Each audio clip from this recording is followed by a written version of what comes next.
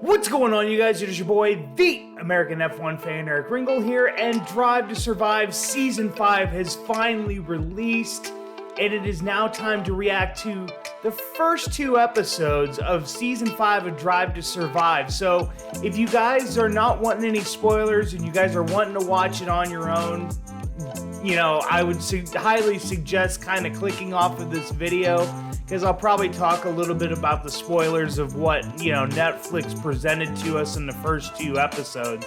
But let's get on into my reactions and my thoughts into the first two episodes of Season 5 of Drive to Survive. So episode 1 is The New Dawn. It's basically been talking about the new regulations that are coming to Formula One, all the new technical regulations, the way the new cars look, and I think, I would be remiss if I didn't find the opening to episode 1 absolutely hilarious. I know there's been tons of memes on Twitter and Facebook and everywhere, with Mattia and Gunther riding through the hills of Italy. They were riding to Mattia's winery where he produces his own wine, and they were having a really nice talk about, Ferrari and, what they're expecting going into this season, with, the Ferrari engines looking to have made a major upgrade, and, what that could mean for their teams, but then also the regulations and what that can mean,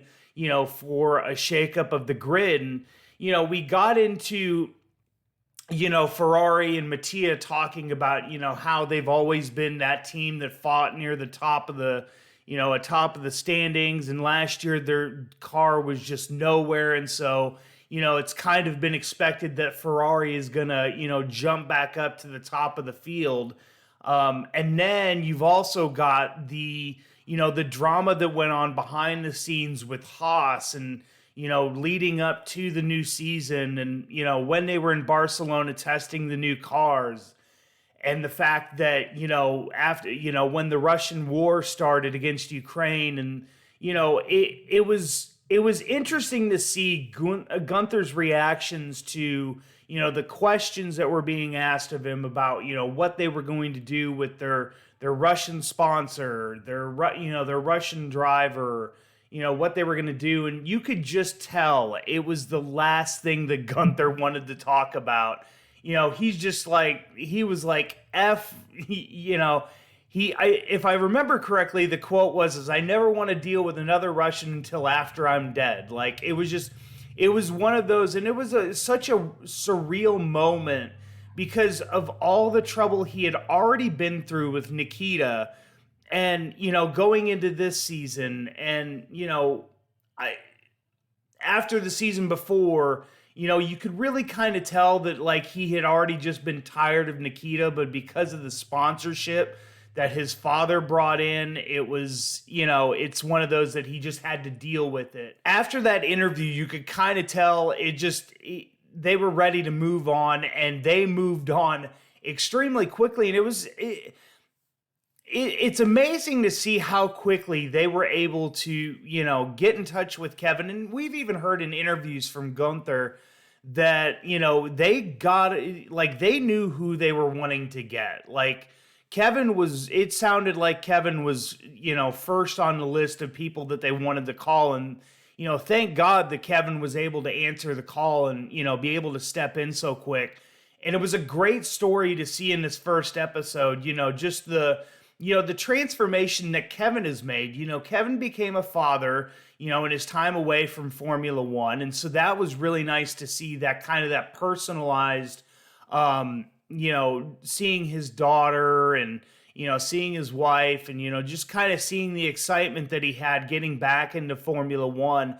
And then to just see, the progression that he made through qualifying, the progression he made in the race in Bahrain. And it was just such a great story to see the Haas Formula One team so excited. It was great to see Gunther back really excited. And, he's talking to Gene, and, Gene's obviously happy because they've gotten a really good result in their first race.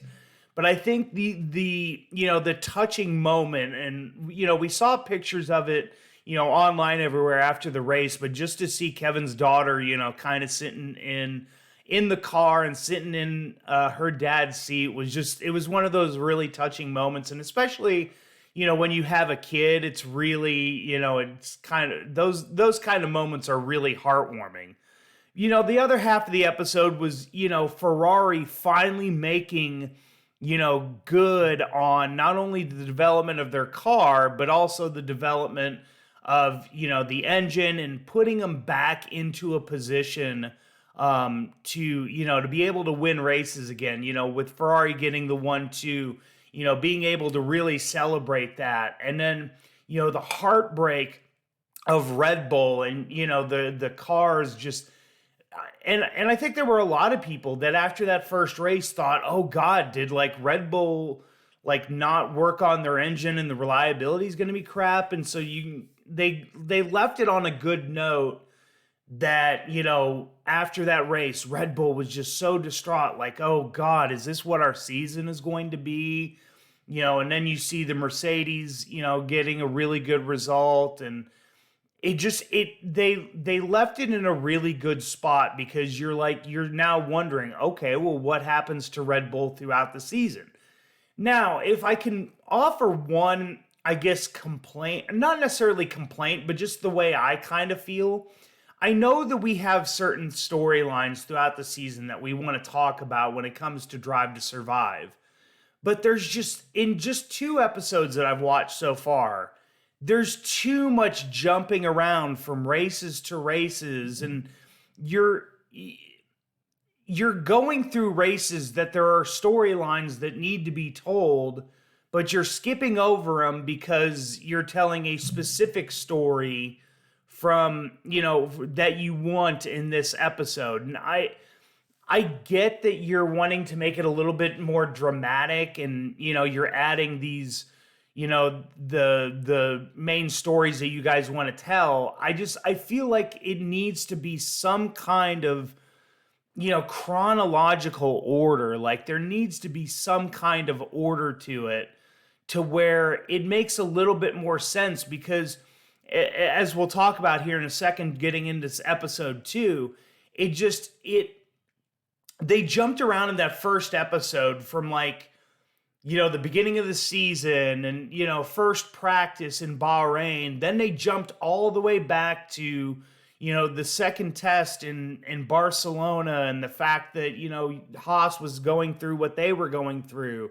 Then we hopped back into qualifying and the race. Like and it got worse in the second episode, but I just think there needs to be some kind of chronological order with how your storytelling goes. I think you can get a lot more if you do episodes of, like 3 or 4 races at a time, where you can tell, a lot more stories in that in the 3 or 4 races in one episode, as compared to, you're jumping around from, race to race, you're skipping races, you're skipping storylines that were hit in some of these earlier races. Like I think it chronologically makes it really hard to follow sometimes. But let's move on to episode 2 now, where episode 2 was Bounce Back. So this was strictly talking about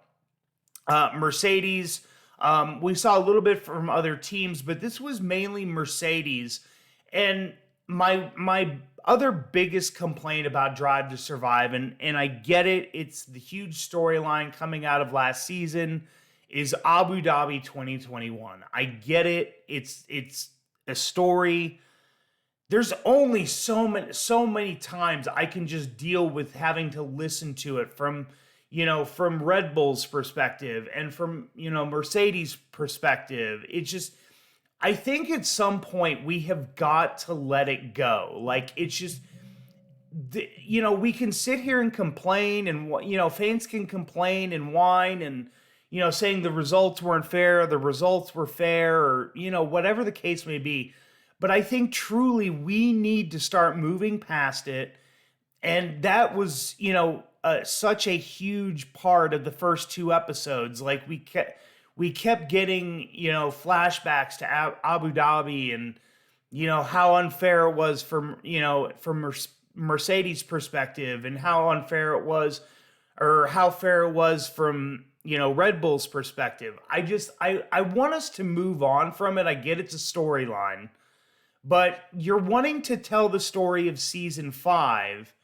Let's not rehash what happened the prior season when it comes to Abu Dhabi. This is where, if you're going to call bounce back, you could have done it completely without the story of Abu Dhabi.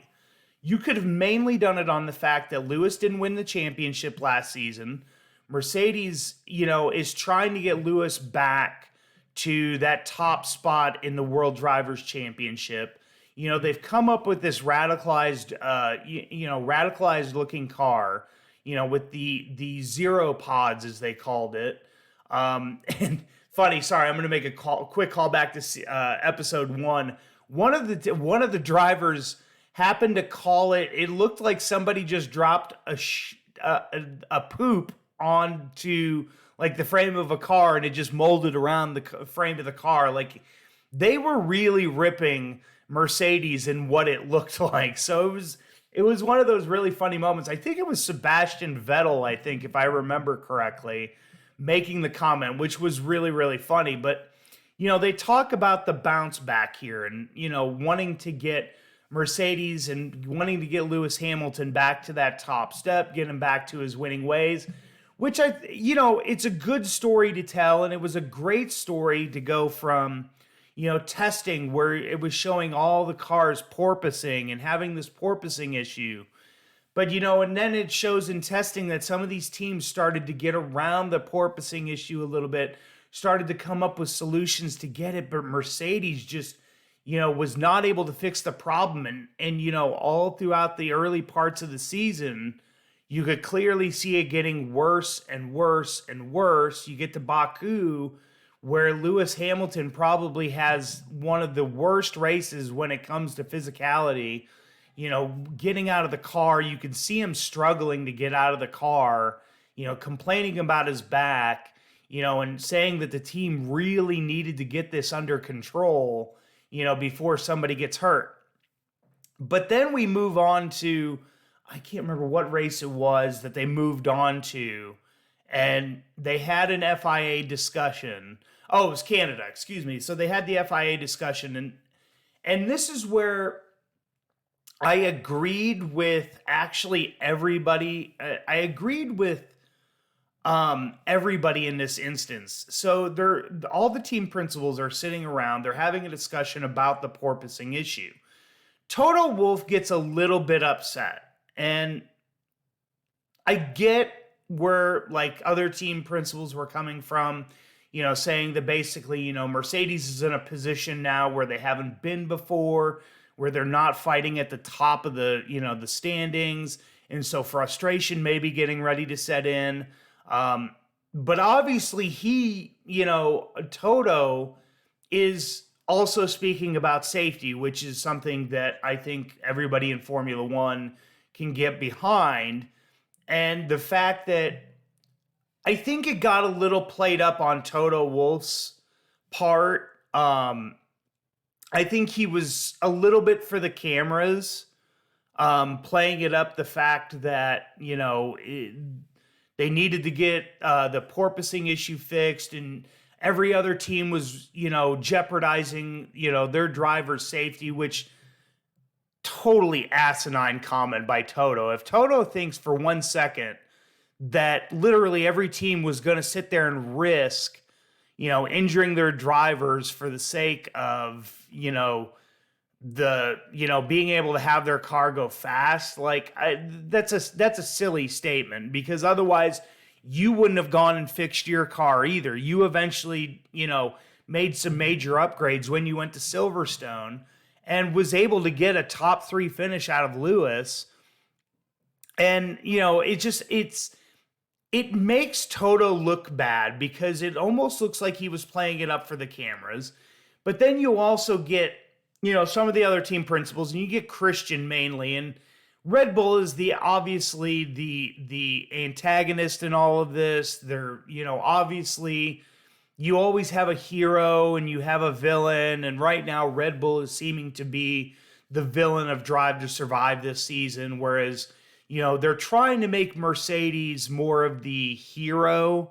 The potential comeback hero, and I get it, but Christian didn't. I think all of that needed to be held behind doors because I think it got way too played up for the cameras being there. I think Toto had Netflix not been there, I think Toto would have had a nice, calm conversation saying, "Hey, I feel like safety is an issue here with this porpoising. What are we going to be able to do to fix it?" So I think that was the biggest thing for me, is it probably got a little bit more played up than I would have liked, and I don't think it would have been played up as much had the cameras not been there. The other big thing in this episode, obviously the race in Silverstone, where we had Guan Yu Zhou with the horrific looking accident with George Russell. It was really great to see, George's, kind of perspective about all of it, and the fact that he talked about how he just wouldn't have been able to look at himself had he not tried to do something to try to help Zhou Guanyu after that wreck. He stated, "I would just not be able to live with myself if I did not try to do what I could do to help a fellow driver out." And you could tell, you could tell when Zhou was getting interviewed for that moment, how appreciative he was that, George did whatever he could, whether it be, it seemed kind of small, but I think in the grand scheme of things, being able to help, kind of push that car up, allow them to get Guan Yu Zhou out of there.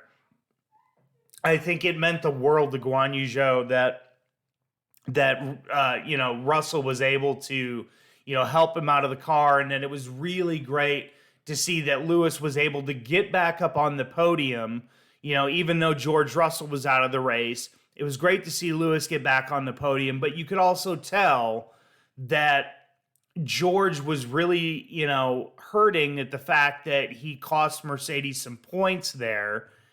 And I think George is kind of an emotional guy, which is not a bad thing. I want to state that first and foremost. I think he's in a good way emotional, because you could clearly see on his face, the fact that, it really hurt him, that he hurt the team's chances to have a really good result in Silverstone. He talks about how he doesn't want to have that feeling again of just, kind of being the blame for why a team, doesn't have a really good result. And I think it was really good to see that from George. And I think we, kind of knew that from before, but now seeing it, I think it was really good. And it makes George look real. I mean, George was already, such a really nice guy, and everybody really loves George in the paddock, but I think it makes George look even that much better. Let me know what you guys think in the comment section down below. The first 2 episodes of Drive to Survive. We'll be doing this for every 2 episodes, so I'll be doing this again for episodes 3 and 4, 5 and 6, 7 and 8, 9 and 10, and then we've got the race coming up as well. Next Sunday, we're going to have a race in Bahrain. I'm thinking about potentially doing a live stream for that race. Haven't quite decided yet, but if you guys can join me along in that.